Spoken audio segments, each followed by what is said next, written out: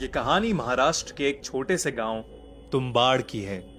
कहते हैं तुम्बाड़ देवी देवताओं द्वारा श्रापित है, क्योंकि इस गांव के लोगों ने बहुत साल पहले एक मंदिर की रचना करी जिसमें हस्तर को पूजा जाता था।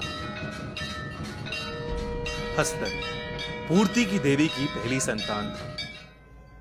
पूर्ति की देवी यानी अनगिनत अनाज और सोने का प्रतीक और 16,000 देवी देवताओं को जन्म देने वाली जननी। हस्तर बहुत ज्यादा लालची था। उसने देवी का सारा सोना हड़प लिया था और साथ ही वो सारे अनाज पर भी कब्जा करना चाहता था, पर बाकी देवी देवताओं ने उसे ऐसा करने से रोक दिया और उसे छोटे छोटे तिनकों में बांट दिया। पूर्ति की देवी अपनी पहली संतान को बेहद प्रेम करती थी और हस्तर का नाश होने से पहले उन्होंने उसे बचा लिया, लेकिन एक शर्त पर, कोई उसे कभी नहीं पूजेगा और उसे भुला दिया जाएगा। पर तुम्बाड़ गांव के पूर्वजों ने जब से उसका मंदिर बनाया, तब से देवी देवताओं का क्रोध तुम्बाड़ पर बारिश बनकर बरसता है। लेकिन कहते हैं हस्तर ने प्रसन्न होकर अपना जितना सोना था सब उस मंदिर को अर्पित कर दिया, लेकिन वो मंदिर के अंदर कहां छुपा है ये किसी को नहीं मालूम। कई लोग वो खजाना पाने की चाह में मंदिर में गए तो जरूर, पर कभी वापस नहीं लौटे, इसलिए वो मंदिर सालों से बंद पड़ा है। गिरीश नाम के एक पंडित ने भी उसी खजाने की लालच में हस्तर की खूब पूजा करी और वहां जाने का सोचा।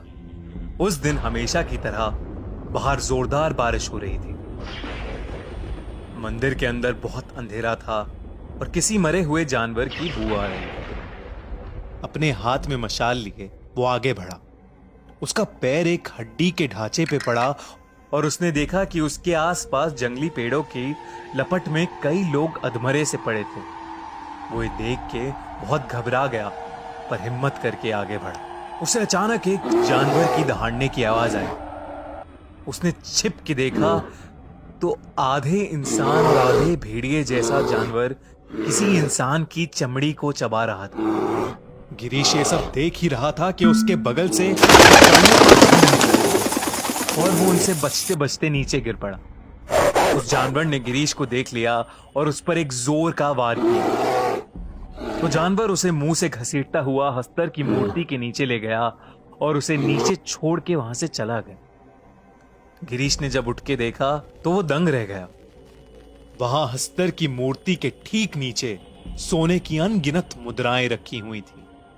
गिरीश की आंखें चमक उठी और वो अपनी पोटली में सारा सोना भरने लगा। तभी अचानक मंदिर में बहुत जोर जोर से धम-धम होने लगी और पूरा मंदिर हिलने लगा। जब गिरीश ने नजर उठा के देखा तो हर तरफ से भूतों की फौज हाथ में मशाल लिए उसकी तरफ आगे बढ़ रही थी। ऐसा डरावना दृश्य देख के उसके पसीने छूट गए और वो पोटली वहीं छोड़कर बहुत जोर से दरवाजे की तरफ भागा और किसी तरह वो आग में लिपटा हुआ मंदिर के बाहर पहुंचा। बारिश तेज थी जिसकी बदौलत आग तो बुझ गई, पर उसका सारा शरीर जल चुका था।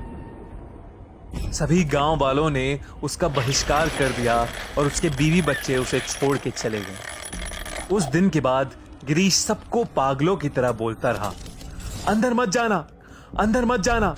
और उसने अपना सारा जीवन उसी मंदिर के बाहर भीख मांग मांग के निकाल दिया।